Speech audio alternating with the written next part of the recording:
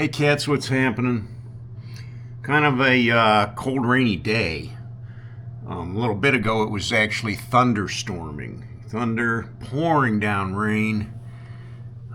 So, one of those lonely days where I'm stuck in the house. What's happening, my friends? You got a minute? Come on in and sit down.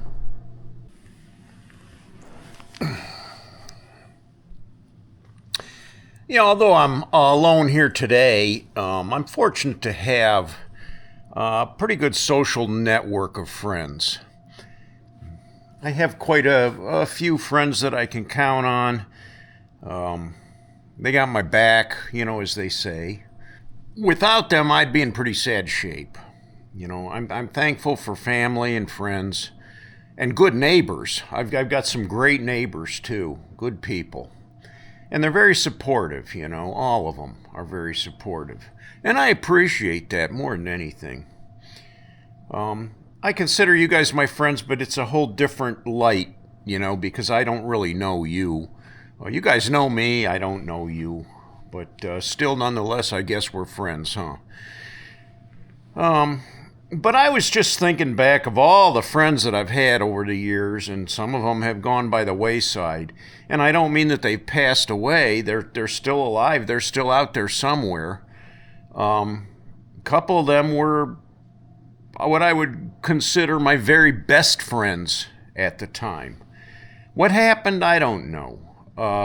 Time goes on, things change. People move on, take different roads, But there comes some times where you have to, ghost somebody. You know that term where you have to kind of, cut them out of your life? And that's kind of a strange thing. It's not a good thing. It's definitely not good for them. It might be good for you to ghost that person, but in most cases, it's gonna kind of hurt the person that gets ghosted. I can give a couple examples of, situations that I've been in. It was many years ago. I think it was back in the 80s. And I had this friend who I kind of grew up with from high school. He was a decent fella. And he would come over and visit. But he would started coming over, and he would bring a 6-pack of his beer with him, which is fine. If you want to drink and you bring your own beer, that's fine. And he would sit on the couch and drink his beer, all 6 beers. And when all 6 beers were gone, then he would get up and leave. Now that wasn't a problem with me. I can deal with that. And back then I was drinking some beer too, so The problem started to arise, though, when he started showing up regularly. It wasn't just a once-in-a-while visit. I mean, it got to be like 3-4 times a week, and then it finally went to every day of the week. Every day of the week at 6 o'clock, he would show up with a 6-pack of beer, sit down on the couch, crack his beer, like he was part of the family, like he lived there with us. And I mean, I had my family. I was raising my kids and my wife, and it was really strange to it ended up being really, really a little much. And my wife would say, good grief, he's here every single day. What are we going to do? Yeah, we need we need our privacy. We just can't have him here all the time. Finally, I thought, well, I got to be straight up with the guy. So I said, hey, listen, you're a friend and everything. You've been a friend for a long time, but you know what? You've been coming here every single day. And he says, yeah, I know. And I said, but you can't do that. I mean, I have my family, and we have to have family time. Just me and my family. We don't really want you to come every single day. I mean, you're always welcome here, but not every day, buddy. And he was like, yeah, I know. Okay, yeah, I know. And then the next day he showed up again. And the next day he showed up again. So what we did is my wife says, well, just lock all the doors. It just, at 5 o'clock, just go around, make sure all the doors are locked, turn off the lights. We'll go upstairs and hang out. And, so we did that. We turned off all the lights. We went upstairs. We went in the bedroom, shut the door. And, after about an hour or so goes by, I said, it sounds like somebody's downstairs. And I really quietly peek out. There he is sitting on my couch, drinking beer in the dark. I'm like, I go, Mom, he's in our house. How did he even get in? I mean, we had the doors locked. So, I flip on the light. I come down. I go, dude, what's going on?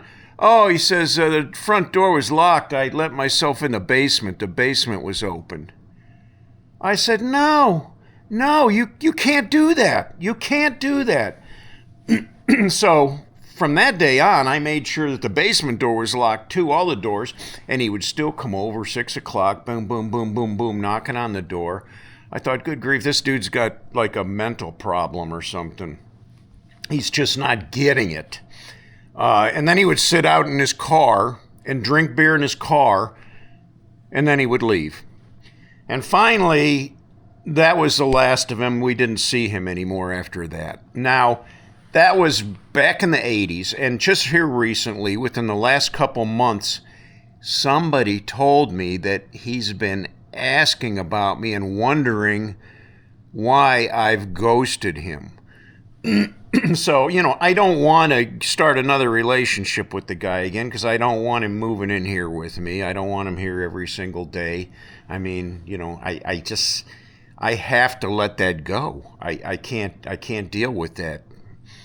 It's good for me. Is it good for him? No, he's probably wondering, he's probably upset about it, but I'm sorry, sometimes you got to do what you got to do.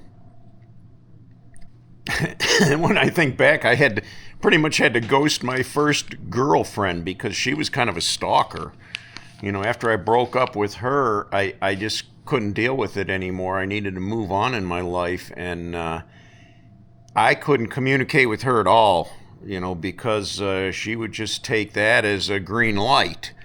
So, I didn't answer her calls or her messages.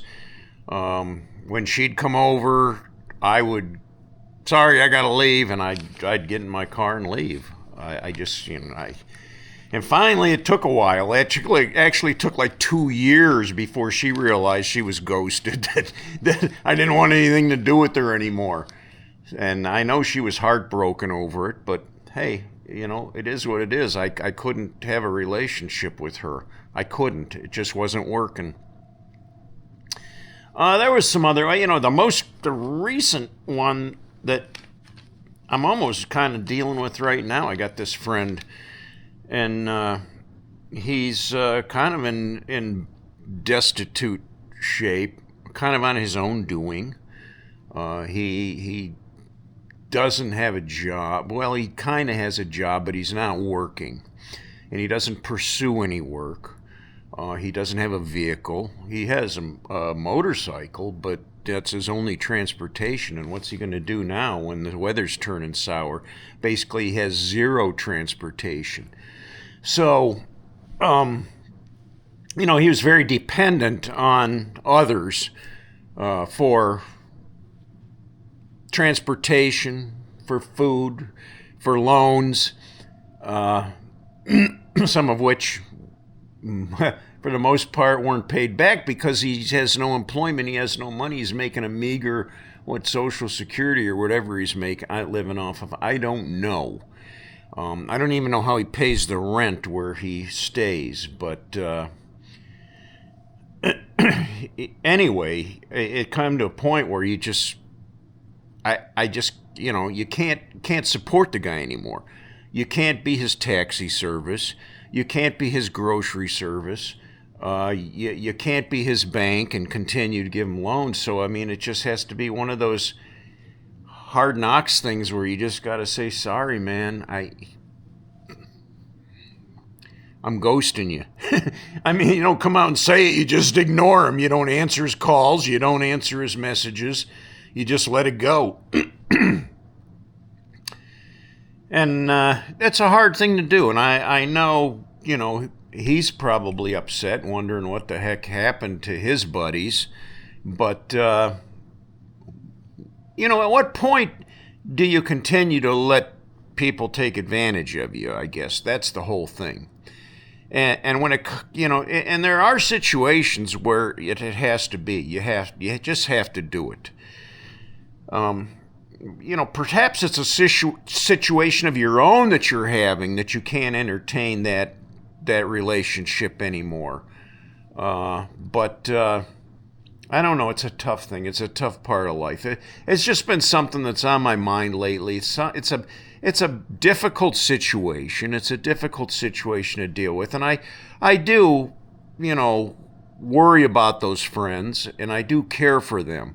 I just can't have them, in my life, like in my family, intertwined in everything I do. I can't do it.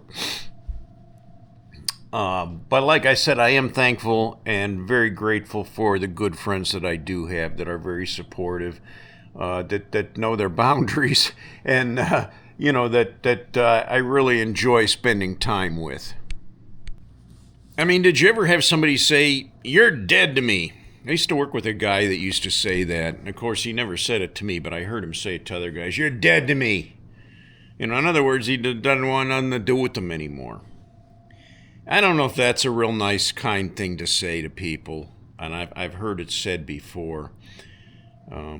But I think when it comes to the point where you have to let somebody go, I think honesty is a good policy. To be honest with them, to let them know what the situation is, if you can do that.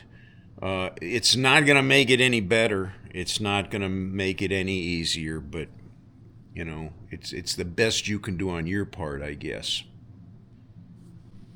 Anyway, this morning I had to go to the BMV, the Bureau of Motor Vehicles, and I had to get my driver's license renewed this year. It had expired this month. I didn't want to go. I hate that place. It's overcrowded, and there's always a waiting line. The last time I went there, I went as soon as the doors opened, and there was already a line there. I was like, well, today I went. I thought, no, I'm not going to go right when the doors open because it doesn't matter when I go. I went just a little bit later this morning, and yeah, there was a line. In fact, I waited for over an hour. When you get there now, it's kind of a touchscreen thing to check in, register. You don't even talk to a person. You just go up there, boop, boop, boop, enter your information. And then it throws you up a number, D536 is your number. And it actually texts it to your phone. And when your number is ready, your phone goes off and it says, report to window number 8 or whatever. So, yeah, and the thing that bugs me about the place, like I said, it's so overcrowded with people. And, there was a lot of elderly people there. There was some people that didn't look very healthy. And I guess it's my worry that I'm going to get a virus when I'm in that kind of a situation. You're in a tight situation. I'm sitting on a bench and there's people like literally sitting right next to me. And that 100 other people have sat in that same place in the last couple days. So, to me, it would be an easy place to pick up a virus or cold or the flu or something. And I almost want to hold my breath when I'm in there. But yeah, over an hour I sat there and finally got called up to the window. My biggest fear was where you got to put your face up to the eye machine. And she says, read the center of line 5. And I'm going, okay, center of line 5. Okay, yeah. BDGHF.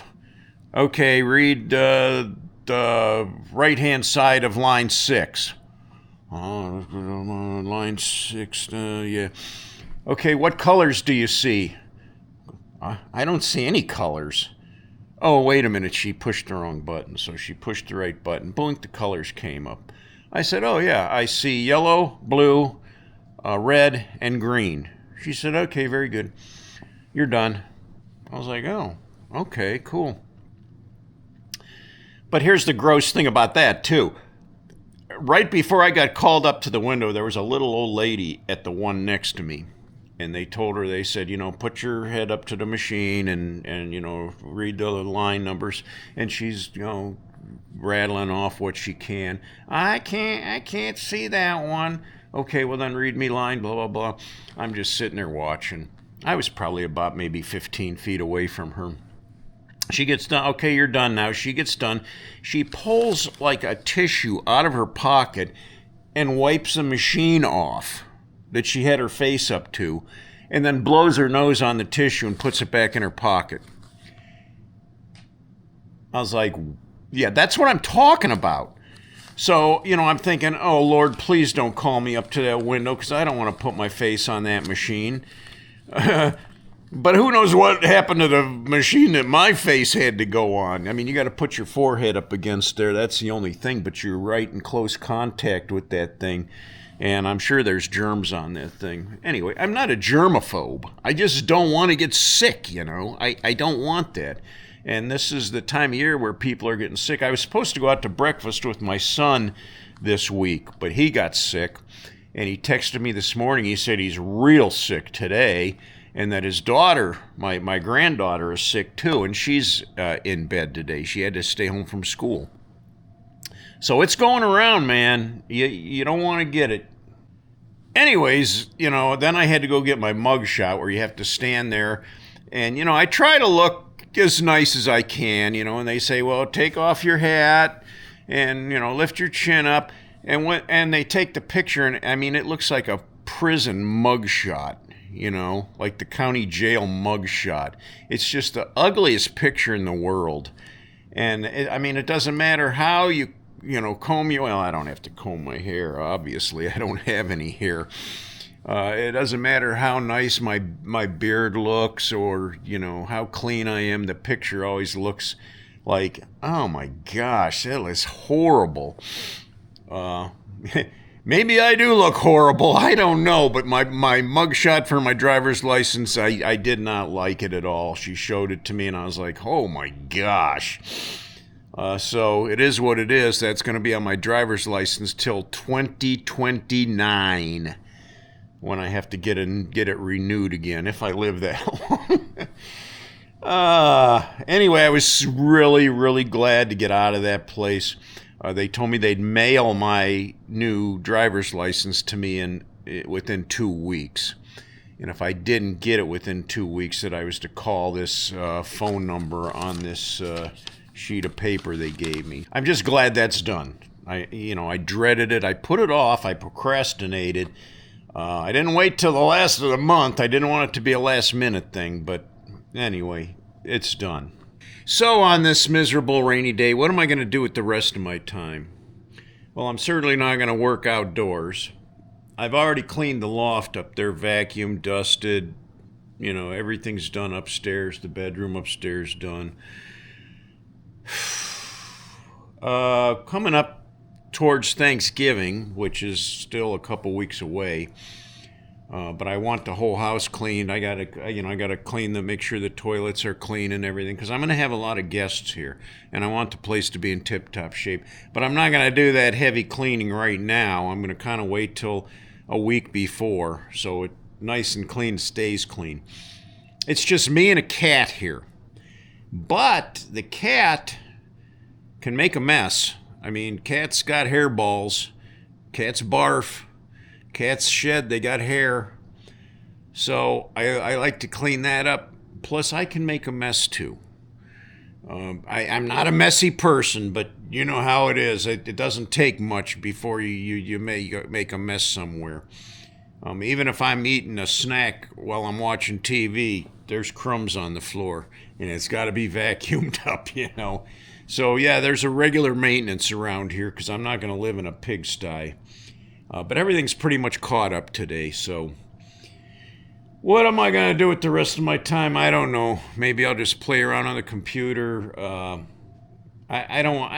I want to get away from watching TV. You know, I really do, because there's a lot of bad stuff on TV that's not even worth. It's just garbage, trash.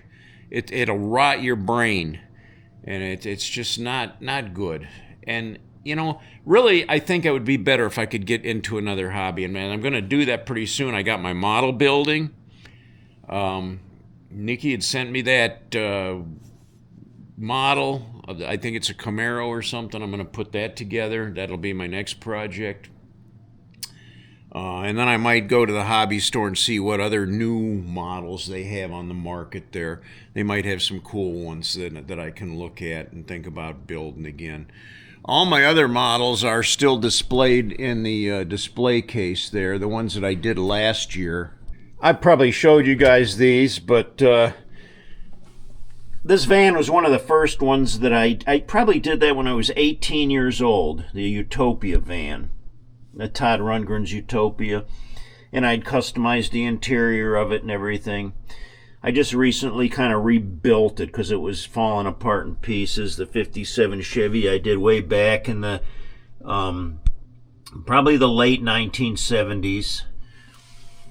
Moving up, these are the ones that I did more recently here. So this is a 66 Pontiac GTO.